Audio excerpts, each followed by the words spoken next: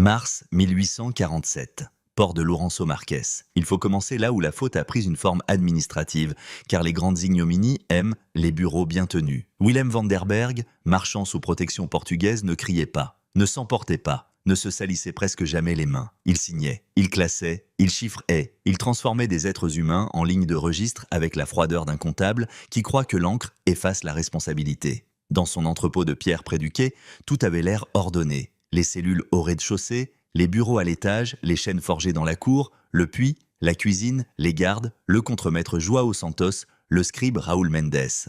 L'horreur, ici, ne portait pas un visage de fureur. Elle portait un gilet sombre, une chemise blanche et une écriture régulière. Van der Berg répétait qu'il faisait du commerce légal. C'était sa formule de blanchiment moral.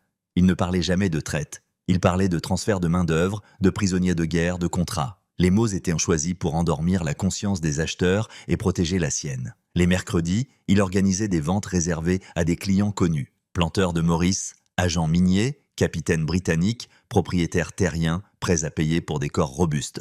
Ce monde-là ne manquait ni d'argent ni de prétexte. Il manquait seulement d'honnêteté. Au début du mois de mars 1847, un intermédiaire nommé Antonio Ferreira lui livra ce qu'il appelait une opération sûre. 23 hommes zoulous capturés près de la frontière du Natal. 23. Le chiffre sera repris plus tard dans les rapports, dans les interrogatoires, dans les lettres diplomatiques. 23 hommes jeunes, en excellentes conditions physiques, dit Ferreira. Bon prix à l'achat, excellent rendement à la revente. Van der Berg accepta avant même de voir les captifs. Il paya d'avance. Voilà le fait important. Il ne s'agissait pas d'une erreur née de l'urgence. Il s'agissait d'une transaction pensée, voulue, préparée. Quand les 23 hommes arrivèrent dans la cour, fatigués par la marche forcée, mais encore debout, le marchand les observa avec cet œil professionnel dont il était si fier. Il voyait l'âge, la force, la résistance, la valeur marchande. Il notait les blessures, les muscles, l'état des dents. Il y avait pourtant autre chose, et il le vit aussi. Un ordre intérieur, une retenue, une discipline qui ne ressemblait pas à celle d'hommes brisés. Au centre du groupe se trouvait un homme d'environ 30 ans, plus grand que les autres, avec des scarifications rituelles plus élaborées sur les épaules et le torse. Son regard ne demandait rien. Il constatait. Il jugeait déjà. Ferreira lâcha un détail que Van der Berg prétendit ne pas prendre au sérieux. Durant le transport, certains l'avaient appelé Inkosi, chef, seigneur. Dans n'importe quel contexte ordinaire, un marchand prudent aurait creusé. Il aurait interrogé, recoupé et différé la vente. Mais Van der Berg ne cherchait pas la vérité. Il cherchait la rotation rapide de son stock humain. Là, est le cœur du dossier moral. Il ne faut pas dire qu'il n'a rien su. Il faut dire qu'il a refusé de savoir davantage. Il ordonna pourtant des mesures inhabituelles. Double garde, surveillance continue, vérification des fers 2 fois par jour, pas plus de 5 captifs regroupés à la fois dans la cour. Pourquoi tant de précautions, si ce n'est parce qu'il avait immédiatement perçu que ce groupe n'était pas ordinaire. João Santos le remarqua. Les gardes le remarquèrent. Même Raoul Mendes, le scribe, comprit que le silence de ces hommes n'était pas de la soumission, mais de la maîtrise. Quand l'homme aux marques rituelles acceptait la nourriture, les autres mangeaient. Quand il se levait, les autres redressaient de l'échine. Ce n'était pas un simple guerrier, c'était une autorité. La veille de la vente, le mardi soir, Van der Berg fit sa ronde. Il aimait cette cérémonie du contrôle. Elle lui donnait l'illusion de dominer le mal qu'il entretenait. Devant la section des 23 captifs, l'homme aux scarifications s'approcha des barreaux. Il parla dans un mélange de zoulou et de portugais, appris de force. « Tu vends des hommes, tu ne sais pas qui tu vends. » La phrase était simple. Elle aurait dû suffire. Elle valait avertissement, accusation et jugement. Van der Berg répondit comme tous les hommes qui se cachent derrière un système. Il parla de légalité, de prisonniers de guerre, d'affaires closes le lendemain. Il récita son mensonge préféré, celui qui transforme la cupidité en procédure.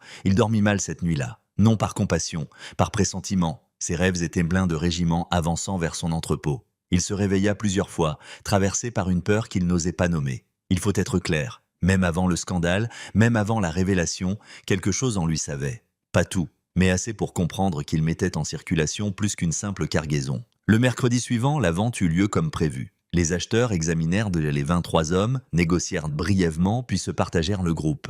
8 partirent avec le capitaine britannique Edward Henderson, qui transportait régulièrement des travailleurs sous contrat vers l'île Maurice. D'autres furent cédés à un planteur et à un agent de compagnie minière. L'homme aux scarifications fut vendu comme on vend un animal vigoureux, avec une majoration de prix justifiée par sa constitution. Van der Berg encaissa, signa, tamponna. Dans son registre relié de cuir, il écrivit « Captif Zoulou, cicatrices et rituels élaborés, environ 30 ans, vendus à Henderson pour transport vers Maurice. » Il lui donna une description de marchandises. Il lui refusa un nom. Le soir, il but un verre de Porto, chose rare chez lui. Ce détail compte. Les prédateurs administratifs se récompensent toujours après un acte qu'ils appellent « succès ». Pendant qu'il goûtait son soulagement, le navire levait l'ancre. Au même moment, dans l'arrière-pays, des messagers couraient déjà d'une colline à l'autre. Un homme important avait disparu. Son sang était royal. Son absence menaçait l'équilibre d'un royaume. Et l'homme qui avait vendu cette absence croyait encore avoir conclu une excellente affaire. Il faut retenir cela. En mars 1847, à Lourenço Marques, le crime n'a pas commencé avec un coup de feu ni avec un incendie. Il a commencé avec un calcul, un cachet, un prix convenu entre hommes civilisés. La violence la plus durable n'est pas toujours la plus bruyante. Souvent, elle passe par un bureau, un registre et un homme qui ose appeler son avidité ordre. Du 1er mars à la fin de mars 1847, tout ce qui pouvait alerter un marchand consciencieux alerta Vanderberg. Et tout ce qui aurait dû l'arrêter fut transformé, dans son esprit, en occasion de bénéfice. Voilà ce qu'il faut établir sans détour. La vérité ne manquait pas de signes. Ce qui manquait, c'était la volonté de les regarder en face. Dans les jours qui suivirent de l'arrivée des 23 captifs, l'entrepôt prit une couleur particulière. Les autres prisonniers parlaient, suppliaient, criaient, parfois. Ce groupe-là, non. Les hommes zoulous restaient dignes, presque solennels. Ils ne mendiaient pas. Ils ne cherchaient pas à séduire les gardes. Ils ne s'effondraient pas non plus. Ce silence précis troublait l'air plus sûrement que n'importe quelle révolte. Joao Santos, qui avait vu passer des centaines de captifs, l'exprima un matin à Vanderberg. « Ceux-là ne sont pas cassés. Ils attendent. » Vanderberg balaya l'observation, mais il renforça la garde. Là encore, son geste le trahit. Il niait verbalement l'exception tout en la reconnaissant dans ses mesures. Le plus observé restait ce grand homme aux cicatrices géométriques. Les marques sur ses épaules n'étaient pas de simples signes de clan. Même un Européen peu instruit sur les coutumes de la région pouvait comprendre qu'elles renvoyaient à un rang, à un rite, à une appartenance rare. Vanderberg n'était pas ignorant. Depuis 20 ans, il faisait affaire avec des chefs locaux, des chasseurs d'hommes, des fonctionnaires corrompus, des officiers coloniaux. Il savait qu'en Afrique australe, les scarifications, les postures, l'ordre dans lequel les hommes se regardent et se répondent peuvent en dire plus long qu'un papier signé. Mais un papier signé lui rapportait davantage qu'une vérité gênante. Le mardi soir, quand l'homme dit « Tu ne sais pas qui tu vends », ce n'était pas une phrase obscure, c'était une dernière chance laissée aux coupables. Autour de lui, les autres s'étaient levés comme des témoins silencieux. Tout indiquait une déclaration formelle, presque rituelle. Vanderberg ne comprit pas les mots zoulous qui suivirent, mais il comprit le ton.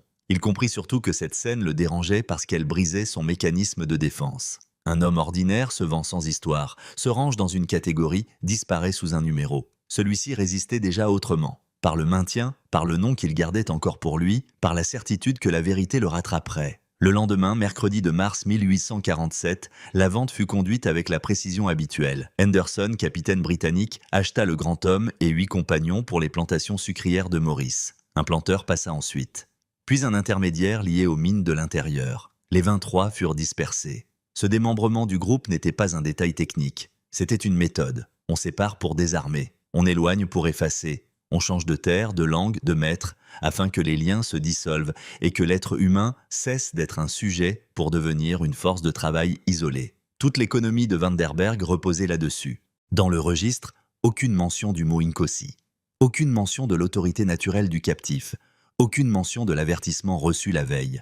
Seulement une description utile à l'acheteur, bonne taille, bonne santé, marque distinctive, prix élevé. C'est ainsi que le mensonge bureaucratique fonctionne. Il ne nie pas tout. Il retient seulement ce qui sert la transaction et efface ce qui pourrait l'entraver. Le navire d'Henderson quitta le port dans la soirée. Destination, l'île Maurice. On imagine volontiers la mer comme un lieu de distance et d'oubli. C'est faux. La mer ne lave rien. Elle transporte seulement la preuve ailleurs. Début avril 1847, à l'arrivée, la vente fut reprise selon le même principe.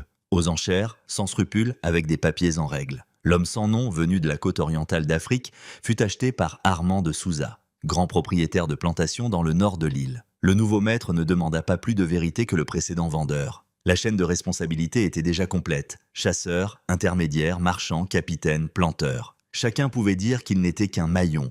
Aucun ne pouvait dire qu'il était innocent. Sur la plantation de Souza, le silence du captif continua de faire scandale. Il ne suppliait pas. Il ne se courbait pas comme on l'attendait. Il observait, mémorisait, tenait debout. Les autres travailleurs le regardaient comme on regarde un homme qui a encore un centre. Très vite, De Souza renforça la surveillance.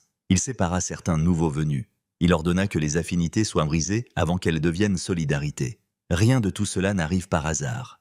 Les maîtres sentent vite quand un homme réduit en servitude refuse, au fond de lui, d'accepter la version qu'on écrit pour lui. Pendant ce temps, à Lourenço Marques, Van der Berg se croyait débarrassé du problème. Il comptait ses profits. Il inscrivait la transaction comme la numéro 347 de l'année. Le voilà, le détail accablant. Pour lui, une vie royale, une disparition politique majeure, une future crise diplomatique ne pesait pas plus qu'un numéro dans une série. Sa faute n'est pas seulement d'avoir vendu un homme de haut rang. Sa faute est d'avoir vendu n'importe quel homme comme si le rang seul devait changer la gravité du crime. Le scandale à venir n'annulera jamais l'autre scandale, celui d'un système où l'humanité ne compte que lorsque le sang d'un prince la rend soudain visible aux puissants. Vers la fin mars, les premiers signes d'agitation montèrent de l'intérieur des terres. Des commerçants parlèrent de mouvements zoulous inhabituels. Des messagers circulaient, des questions étaient posées aux transporteurs, aux guides, aux chasseurs de captifs. On cherchait un groupe disparu. Van der Berg entendit cela comme on entend un bruit de fond. Parce que l'homme cupide a toujours besoin de croire que son affaire privée restera séparée du monde réel. Mais les affaires construites sur l'humiliation d'autrui finissent toujours par rencontrer l'histoire, et l'histoire n'a aucune indulgence pour ceux qui se croyaient à l'abri derrière leur compte.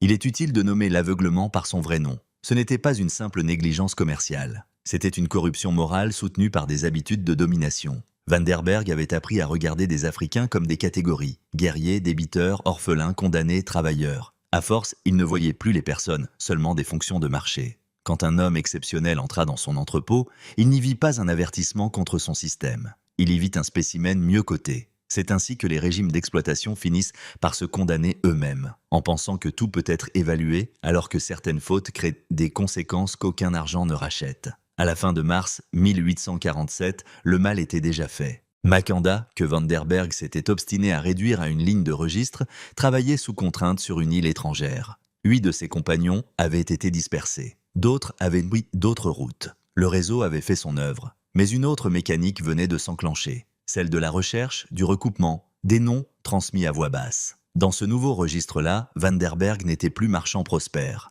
Il devenait preuve vivante.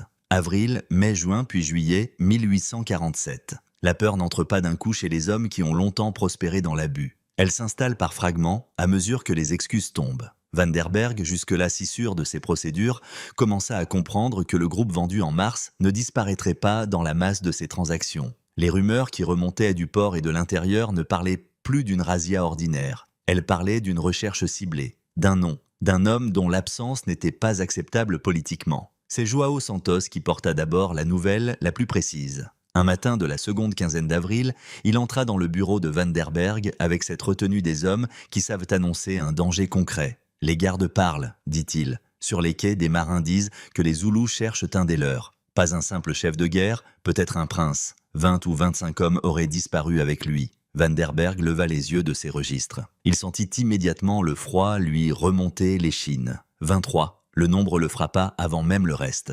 23 achetés, 23 vendus. Il feuilleta son grand registre jusqu'à l'entrée datée du 1er mars 1847. Là, noir sur blanc, les faits administratifs de sa propre faute. 23 captifs zoulous, achetés à Antonio Ferreira, paiement anticipé, revente partielle à Henderson. Il relut la note sur le grand homme aux cicatrices élaborées. C'est à ce moment que la panique prit une forme rationnelle. Non la peur d'avoir mal acheté une marchandise, mais la peur d'avoir touché à une personne politiquement protégée. Et il faut le dire, son premier réflexe ne fut pas le remords, ce fut le calcul du risque. Santos enquêta discrètement. Il paya des informateurs, interrogea des voyageurs, recoupa les récits venus de la frontière du Natal. Début mai, le portrait était plus net. L'homme vendu à Henderson s'appelait Makanda Kasenzanga Kona, fils cadet d'un ancien roi zoulou, demi-frère du souverain en place, écarté de la ligne directe mais porteur d'un sang royal incontestable. Il vivait depuis quelque temps dans une zone frontalière avec un petit groupe de fidèles à la suite d'un conflit de succession. Puis des émissaires royaux avaient été envoyés pour le ramener car les pressions britanniques sur le royaume augmentaient. Quand ils étaient arrivés, le camp avait été retrouvé désert, marqué par une attaque nocturne. La piste menait vers le nord, vers la côte, vers Lourenço Marques. Ce dossier, à lui seul, suffisait à pulvériser la fiction commerciale de Van der Berg. Il n'avait pas acheté un lot opaque dans une région sans importance. Il avait mis la main, par avidité et sans vérification sérieuse, sur un homme au centre d'un équilibre politique fragile. Le plus accablant est qu'Antonio Ferreira, l'intermédiaire, disparut presque aussitôt après la transaction. Il avait donc su qu'il fourguait une charge empoisonnée. Van der Berg comprit qu'il avait servi de réceptacle à la faute d'un autre. Mais qu'on ne s'y trompe pas. Être dupé par un trafiquant plus cynique ne rend pas innocent. Cela prouve seulement qu'on fréquentait son espèce. Vers la fin mai, un homme se présenta à l'entrepôt. Grand, bien vêtu, portugais impeccable, accent difficile à situer. Il ne donna pas son vrai nom. Appelons-le Manuel de Azevedo, puisque ce genre d'homme porte toujours un patronyme propre et un mandat sale. Il demanda à parler seul à Van der Berg. Son sujet fut immédiat. Le groupe Zoulou de Mars, 23 hommes, et plus précisément celui dont les cicatrices sur les épaules et le torse sortaient de l'ordinaire. Il offrit de l'or en échange d'informations et de discrétion. Il représentait, à n'en pas douter, des intérêts liés au royaume Zoulou, peut-être relayés par des circuits commerciaux ou politiques qui n'avaient aucun intérêt à laisser l'affaire devenir publique trop tôt. Van der Berg parla partiellement. Il donna le nom d'Henderson. Il donna la destination Maurice. Il cacha le reste. Or il savait, par ses correspondances commerciales, qu'il pouvait obtenir davantage. S'il mentit par omission, ce n'est pas parce qu'il ignorait. C'est parce qu'il cherchait encore à se protéger, à monnayer sa faute, à limiter sa chute. L'or lourd laissé sur son bureau valait moins comme paiement que comme symbole. Même au bord du scandale, tout le monde continuait de traiter cette affaire comme une négociation. Juin 1847 apporta les premières lettres de Maurice. Par des contacts discrets, Van der Berg apprit qu'un grand homme zoulou avec marque distinctive avait bien été acquis par Armand de Souza, l'un des plus gros planteurs du nord de l'île. Prix élevé, bonne santé à l'arrivée, mais surtout incidents signalés, influence croissante sur d'autres travailleurs, attitude de défi, nécessité de renforcer la surveillance. On retrouve ici le même phénomène qu'à l'entrepôt de Lourenço Marx. Ceux qui réduisent un homme en servitude savent que reconnaître, sans jamais l'avouer clairement, qu'ils ont devant eux quelqu'un qu'ils ne parviennent pas à réduire intérieurement. Au milieu de juillet 1847, l'affaire changea d'échelle. Un officier britannique, le major Richard Thornton, arriva avec 2 soldats. Sa visite ne relevait plus de la curiosité officieuse mais de l'enquête politique. Les Britanniques avaient compris que la disparition de Makanda menaçait leurs relations avec le royaume zoulou. Un prince détenu illégalement, vendu par un réseau toléré dans une zone sous influence croisée, pouvait suffire à faire capoter des négociations plus vastes. Thornton demanda des faits, pas des prétextes. Van der Berg ressortit ses registres, comme un pénitent mécanique présente ses preuves de bonne tenue. Thornton lut, puis posa la question essentielle. Avez-vous vérifié qui étaient réellement ces hommes, ou avez-vous choisi de ne pas regarder parce que cela vous arrangeait ? Van der Berg ne put répondre. Toute sa défense s'effondrait là. Les papiers qui devaient le protéger devenaient des pièces prises à conviction.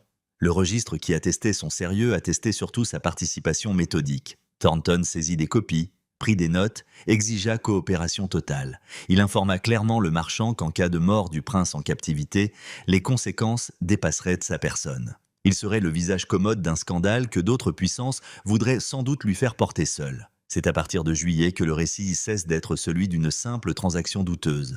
Il devient enquête sur un système entier. D'un côté, les réseaux portugais ferment les yeux tant que les pots de vin circulent. De l'autre, les Britanniques condamnent ce qui les embarrasse diplomatiquement tout en profitant eux-mêmes, ailleurs, des circuits de travail forcés. Au centre, un marchand prétend n'être qu'un rouage. Toujours ce mot. Toujours cette excuse des hommes qui fabriquent le mal à la chaîne puis feignent de ne pas savoir qui a appuyé sur le premier levier. Pendant que les rapports s'accumulaient, Makanda continuait d'être exploité à Maurice. Et Van der Berg, lui, commençait à vivre avec une vérité simple. Son nom circulait. Dans les ports, chez les informateurs, chez les émissaires, chez les officiers. Dans la mémoire des hommes qui partis chercher le prince disparu. Ce qu'il avait cru vendre, ce n'était pas seulement un corps. Il avait vendu le mensonge selon lequel certains peuvent être traités comme biens sans que le monde n'en exige un jour le prix.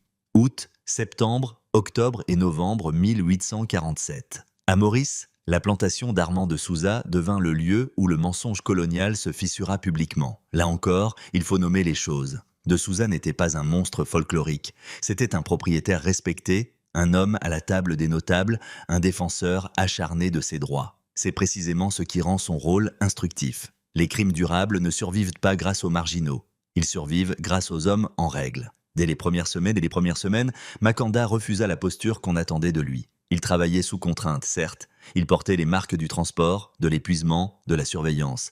Mais il ne se laissait pas absorber par le langage de la plantation. Il ne devenait pas le numéro qu'on voulait lui imposer. Les autres travailleurs, venus d'origines diverses, le remarquèrent. Il parlait peu, mais sa présence suffisait à réorganiser le regard des humiliés. De Souza ordonna qu'on le surveille davantage. Il sépara certains nouveaux venus. Il voulut briser les lignes d'influence avant qu'elles ne deviennent solidarité active. C'est toujours ainsi. L'ordre injuste craint moins la force brute que la dignité contagieuse. En septembre 1847, selon plusieurs lettres commerciales et témoignages indirects, un groupe de travailleurs tenta de fuir. L'évasion échoua. La répression fut immédiate. Des hommes furent abattus, d'autres soumis à un châtiment public destiné à rétablir la terreur. Makanda fut exposé avec eux. De Souza croyait donner une leçon d'obéissance. Il ne fit que préparer la scène de son propre discrédit. Après les coups, alors que le silence retombait sur les champs, Makanda se releva. Il parla dans un français encore imparfait, mêlé d'échos de sa langue. Il donna son nom complet, Makanda Kasenzanga Kona. Il récita sa filiation. Il nomma son ancien statut. Il rappela sa capture près de la frontière. Il expliqua le transport vers le nord, la vente à Lourenço Marx, le passage par le capitaine Henderson. Il désigna sans détour Willem van der Berg comme l'homme qui l'avait vendu. Ce moment-là est capital. Il marque le passage du statut de victime anonyme à celui de témoin accusateur. Tant que la plantation le tenait comme simple force de travail, l'ordre colonial restait stable. Dès qu'il redevint homme parlant avec mémoire et généalogie, l'édifice fut obligé de répondre. Des témoins européens présents ce jour-là n'eurent pas tous le courage de le défendre, mais plusieurs commencèrent à douter. Certains écrivirent aux autorités, d'autres parlèrent dans les milieux administratifs. Il ne faut pas idéaliser ces réactions. Beaucoup ne furent frappés ni par l'injustice de l'asservissement, ni par la souffrance quotidienne des travailleurs, mais par la possibilité qu'un homme de sang royal ait été traité de cette manière. C'est une vérité inconfortable. Les empires découvrent parfois la morale par le scandale du rang, non par respect de l'humanité commune. Au même moment, Van der Berg, à Lourenço Marques, tentait de limiter les dégâts.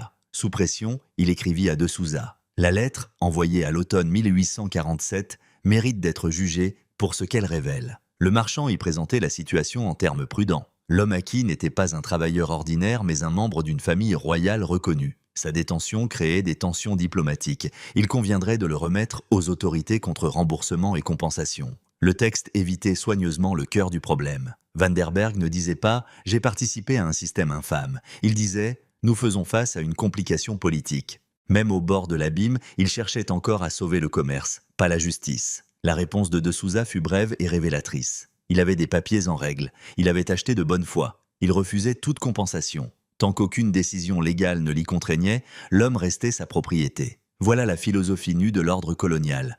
La légalité comme mur de protection autour de l'abus. De Souza n'était pas aveugle. Il choisissait simplement de laisser le droit du plus fort parler à sa place. En octobre 1847, un bâtiment de guerre britannique accosta à Lourenço Marques.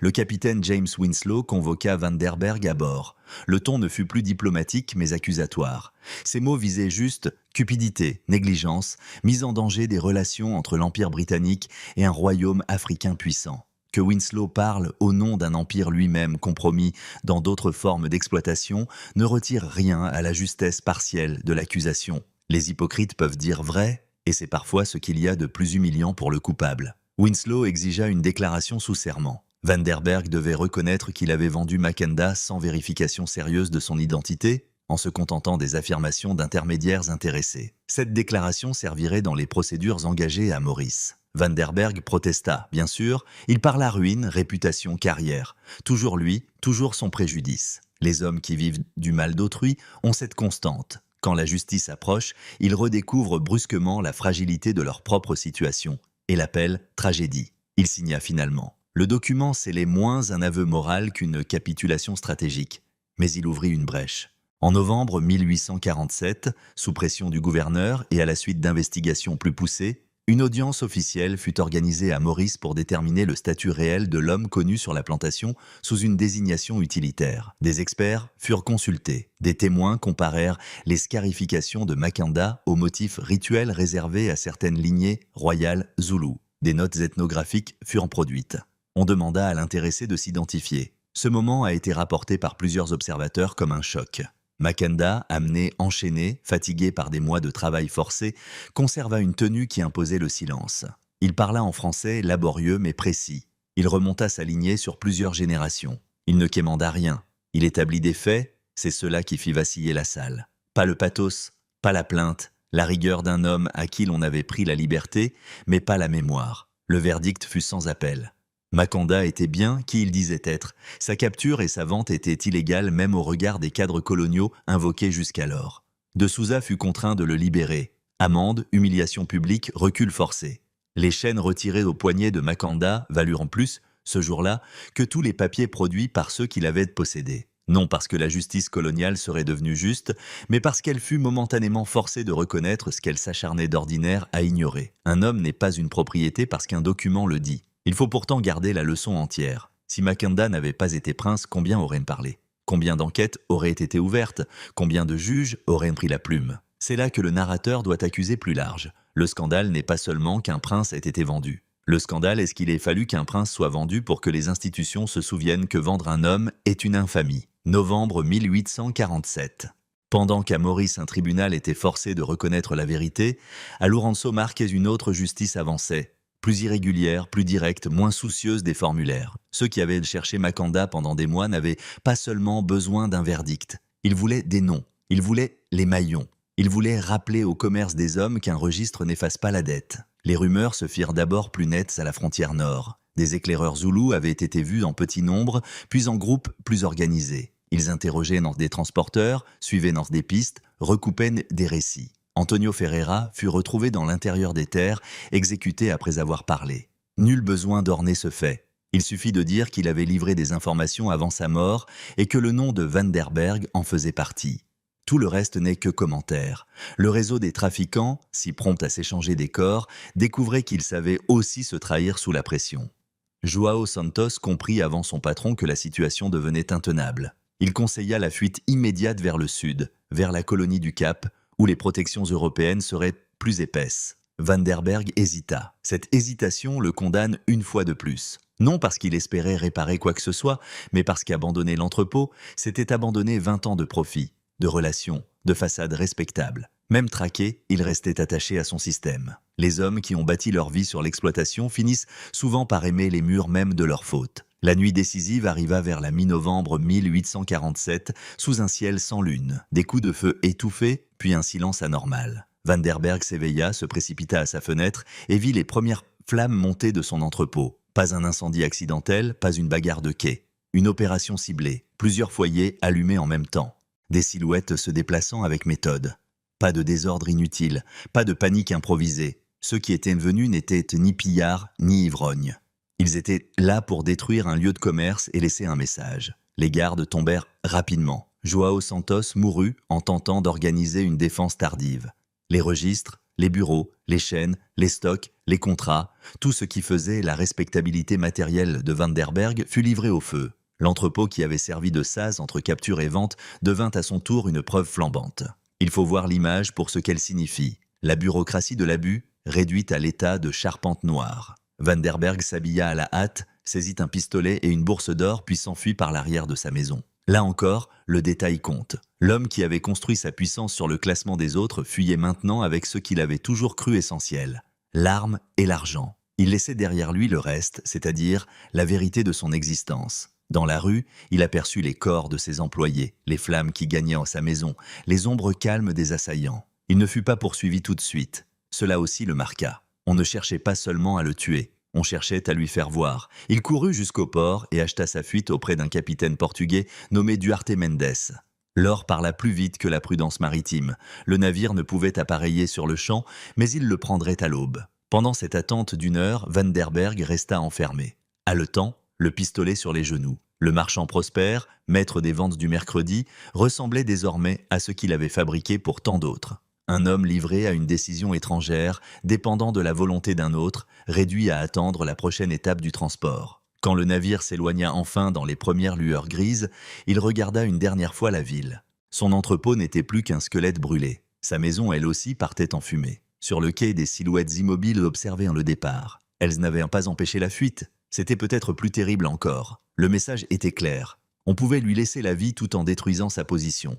On pouvait lui ôter l'abri avant de lui ôter le sommeil. La vengeance, ici, ne prenait pas la forme simple d'un meurtre. Elle prenait la forme plus lente d'une existence défaite. En décembre 1847, Vanderberg atteignit la colonie du Cap. Il débarqua sous faux nom, vieilli de plusieurs années en quelques semaines. Il se fit appeler Willem Janssen, puis Peter Decker plus tard, puis Hendrik Bosman ailleurs. Il vivait dans des pensions minables, regardait la rue derrière ses vitres, dormait avec un pistolet sous l'oreiller, son or fondait, ses mains tremblaient, il évitait les quartiers où des marins auraient pu reconnaître son visage ou son accent. Il avait fui la côte orientale, mais il n'avait emporté aucune paix. Il apprit par les journaux que Mackanda avait été officiellement libéré et remis avec égards aux autorités britanniques chargées de son retour. Les journaux parlaient d'apaisement diplomatique, de dignité royale, d'incident clos. Ce mot « clos » était un luxe pour les chancelleries, pas pour lui. Van der Berg savait que la décision politique ne liait pas nécessairement les hommes qui avaient risqué leur vie pour retrouver leur prince. Ce qu'on appelle incident réglé dans les bureaux peut rester dette ouverte dans la mémoire des humiliés. Cette nuit de novembre 1847 doit être lue comme un tournant moral. L'entrepôt brûlé n'était pas seulement une perte matérielle. C'était la destruction d'un mensonge central, celui selon lequel un homme peut bâtir durablement sa sécurité sur l'exploitation. Van der Berg avait cru que les protections portugaises, les complicités portuaires et la distance géographique suffiraient. Il découvrit que la mémoire des victimes voyage mieux que les cargaisons et survit plus longtemps que les licences commerciales. Ce qu'il laissa brûler à Lourenço Marques, ce n'était pas seulement un commerce. C'était l'illusion d'impunité. Décembre 1847, puis les années qui suivirent. Le Cap n'offrit à Van der Berg ni refuge véritable, ni oubli. Il y arriva avec quelques pièces d'or, de faux noms et une peur qui lui dévorait déjà les nerfs. Il loua d'abord une chambre misérable dans le quartier portuaire de Cape Town. L'odeur du sel, du bois humide et des tavernes lui rappelait trop les quais qu'il avait quittés, mais il ne pouvait pas choisir mieux. Il vivait caché, se présentant comme ancien comptable ruiné. Il parlait peu, il évitait les regards. Il surveillait chaque porte comme un homme qui avait compris, trop tard, que l'on peut quitter un lieu sans sortir de son crime. Les journaux coloniaux annoncèrent le retour de Mackanda sous escorte britannique. Cérémonie, excuses officielles, prudence diplomatique. La presse aimait présenter l'épisode comme une crise évitée grâce à la sagesse impériale. Mensonge commode, la vérité était plus nue. Un homme de sang royal avait passé 8 mois en captivité parce qu'un réseau entier d'intérêts européens et côtiers trouvait normal de transformer des Africains en biens mobiles. Si l'affaire s'était résolue, ce n'était pas par grandeur morale des autorités, mais parce qu'une erreur sur l'identité d'une victime menaçait soudain la stabilité politique. Van der Berg trouva bientôt un petit emploi de bureau dans un commerce de textile tenu par un certain Elias Roos. Salaire médiocre, tâche humble, aucune perspective. Lui qui avait commandé un entrepôt et distribué des ordres passait maintenant ses journées à aligner des chiffres pour d'autres. Beaucoup appelleraient cela chute sociale. Ce n'était encore que la surface. La vraie chute se lisait ailleurs, dans ses insomnies, dans la façon dont il sursautait au moindre pas lourd, dans l'escalier, dans les déménagements successifs qu'il imposait à sa propre existence dès qu'un visage, une rumeur, un récit de taverne éveillait son angoisse. En 1849, il changea de pension et de nom, puis encore en 1850, puis une autre fois. Willem Janssen devint Peter Decker. Peter Decker devint Hendrik Bosman. Chaque fois, même scénario. Quelques semaines de répit, puis la conviction d'avoir été repéré. Un homme croisé dans la rue qui ressemblait vaguement à un ancien garde. 2 marins parlant de l'affaire du prince Zulu dans une taverne du port. Une silhouette grande à la peau sombre aperçue près d'un marché. Rien de concluant. Tout suffisait. L'esprit qui a vécu longtemps en justifiant l'abus s'effondre quand il découvre que la peur peut devenir sa seule compagne fidèle. Il faut prendre au sérieux cette dégradation sans la confondre avec une absolution. Souffrir n'efface pas la faute. Le remords tardif n'annule pas les actes. Mais il révèle parfois, malgré lui, une loi plus exacte que celle des tribunaux. Celui qui a organisé l'humiliation finit souvent par vivre dans la forme intérieure de ce qu'il a imposé. Van der Berg avait administré l'attente, l'incertitude, la dépendance, la nuit sans sommeil. Il en hérita. Vers 1851, il tenta d'écrire une lettre à Mackanda. Plusieurs brouillons furent commencés, puis déchirés. Il cherchait une formule d'excuse, un ton sobre, une justification peut-être. Rien ne tenait. Comment demander pardon quand on a réduit un homme en marchandise? Comment parler de méprise quand on a bâti sa fortune sur le principe même qu'une vie humaine puisse être vendue? Il jeta la lettre au feu. Ce geste n'était pas noble. Il était lucide. Certaines phrases n'existent pas pour réparer certaines fautes. En 1853, Van der Berg avait 60 ans et en paraissait 20 de plus. Il vivait dans une petite pension d'un village côtier près du Cap, oubliable comme sa dernière identité. Il travaillait comme clerc pour un avocat local, maître Nathaniel Brooke, recopiant des actes sans importance. Ses cheveux étaient devenus entièrement blancs. Son visage s'était creusé. Les médecins parlaient de palpitations, de fatigue nerveuse, de crises d'angoisse chronique. Ils recommandaient du repos à un homme que sa propre mémoire empêchait de dormir. Le 23 novembre 1853, date lourde d'ironie puisqu'elle tombait presque 6 ans jour pour jour après l'incendie de Lorenzo Marx, il rentra plus épuisé que d'habitude. Il mangea peu. Il essaya de lire un journal, puis se coucha tôt. Vers minuit, un bruit le réveilla. La porte, pourtant vérifiée comme toujours, venait d'être ouverte. Une silhouette se tenait dans la chambre, grande, calme. Rien dans l'attitude de cet homme ne ressemblait à celle d'un assassin pressé. Il avança, alluma la chandelle et le visage apparut. C'était Mackenda. Il avait vieilli lui aussi. Le voyage, l'exil, les responsabilités politiques avaient laissé leurs traces. Mais le regard était resté le même.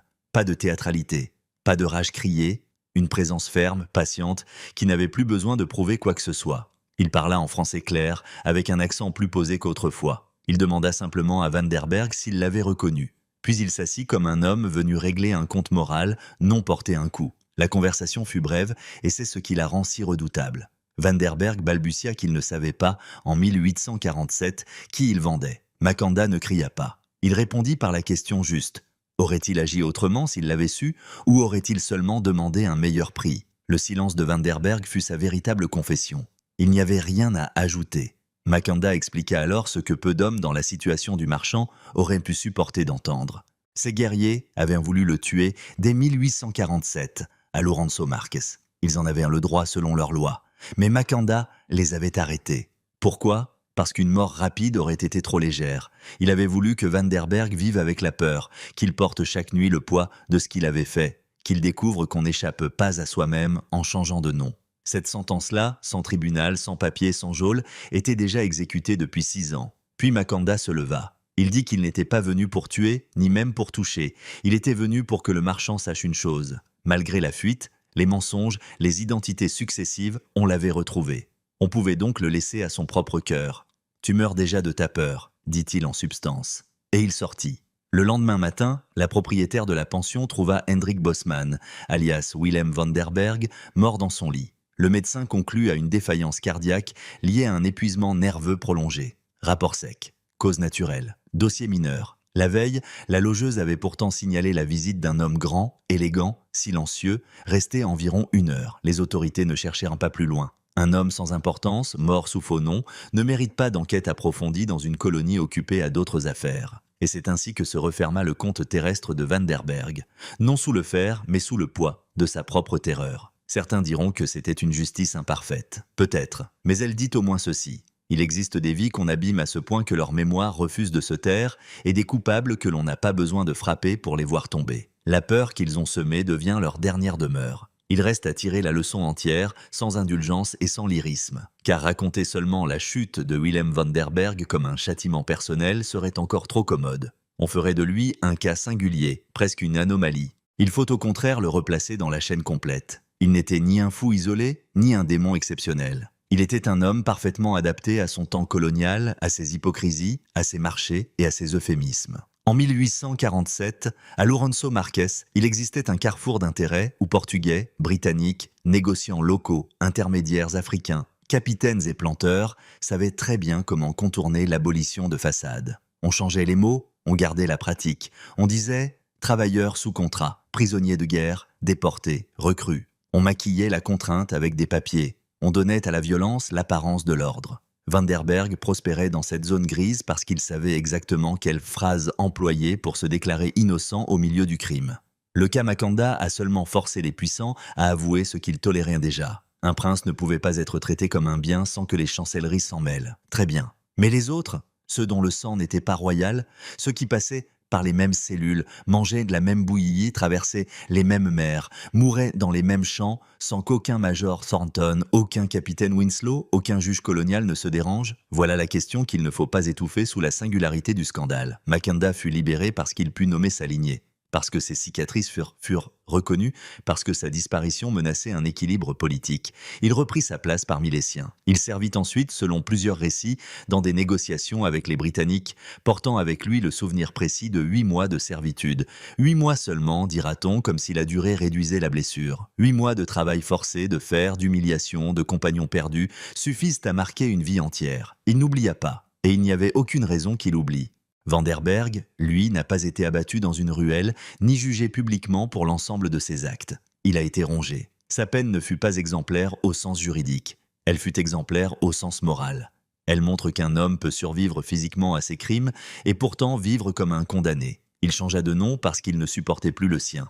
Il changea de ville parce qu'aucun lieu n'efface la mémoire. Il garda un pistolet parce qu'il savait, au fond, que sa vraie menace n'était pas toujours dehors. Elle battait dans sa poitrine. On pourrait être tenté de voir dans la visite de novembre 1853 une scène de réconciliation manquée. Ce serait faux. Makanda n'était pas venu offrir une absolution. Il venait vérifier que la vérité avait bien travaillé son homme. Et elle avait travaillé. 6 années de fuite, de sursaut, d'insomnie et d'appauvrissement avaient produit ce que les tribunaux ne savent pas toujours produire, la conscience tardive de la dette. Non pas une belle conscience morale, non pas une conversion admirable, mais la certitude nue qu'aucune formule légale ne protège éternellement de ce qu'on a fait à autrui. Il faut aussi regarder João Santos, Antonio Ferreira, Edward Henderson, Armand de Souza, Richard Thornton, James Winslow. Personnage secondaire, dirait un certain. Non, maillon révélateur, Ferreira capture et livre, Henderson transporte, de Souza exploite, Thornton enquête quand la diplomatie est menacée. Winslow moralise quand l'Empire a besoin d'éviter une crise. Aucun n'est extérieur au système. Les uns font le mal, les autres le gèrent, d'autres encore le condamnent seulement quand il devient coûteux. C'est cela qu'un récit honnête doit venger par les mots. L'habitude collective de fragmenter la responsabilité jusqu'à ce qu'elle semble n'appartenir à personne. Alors oui, cette histoire contient un retournement. Vanderberg croyait avoir vendu un captif de plus et il avait en réalité précipité la destruction de sa propre vie. Mais le vrai retournement est plus dur encore. En croyant disposer d'un homme, mais il s'est découvert dépendant de la mémoire de celui qu'il avait voulu effacer. En réduisant un nom à une mention de registre, il a livré son propre nom à la rumeur, aux enquêtes, au port, au récit, puis à la peur. En voulant traiter des vies comme des objets circulants, il a fait de sa propre existence une fuite sans demeure. Ce récit n'appelle pas à la fascination pour la vengeance, il appelle à une vérité simple que les sociétés d'exploitation détestent entendre. L'ordre bâti sur l'humiliation n'est pas seulement injuste, il est instable. Tôt ou tard, un visage revient, un nom remonte, un témoin parle, une chaîne de papier se transforme en chaîne de preuves. Et lorsque cela arrive, les coupables découvrent que leur méthode de classement, leur cachet et leur contrat ne pèsent rien face à une mémoire humaine qui refuse d'être vendue. Makanda a survécu. Vanderberg a fini par mourir de ce qu'il portait en lui. Entre les deux, il y a tout un monde colonial qui a tenté de donner une forme légale à l'indéfendable. C'est cela qu'il faut retenir. Pas seulement la chute d'un homme, mais l'exposition d'un système où la respectabilité servait de masque à l'abjection jusqu'au jour où une voix, un nom et des cicatrices ont forcé tout le monde à regarder.